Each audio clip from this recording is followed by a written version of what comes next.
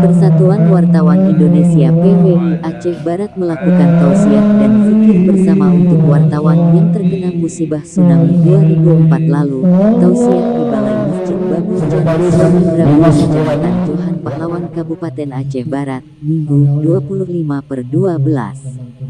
Tausiah dihadiri Bupati Aceh Barat diwakili Asisten Administrasi dan Umum Yaknase, Walet Sayuti Wakil Ketua MPU dan sejumlah wartawan dari berbagai organisasi di Aceh Barat.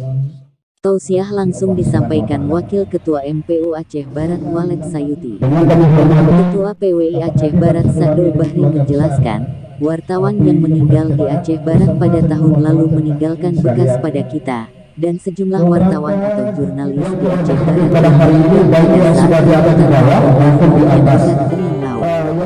Kita doakan supaya wartawan yang telah mendahului kita semoga mendapat layak di sisi Allah SWT, jelas Sadul.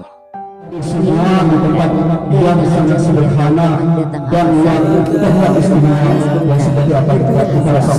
kawan-kawan yang meninggal pada tsunami juga kawan kita seperjuangan sudah tiada. Sementara Asisten Administrasi dan Umum Yaknasi menyampaikan, tausiah dan zikir ini merupakan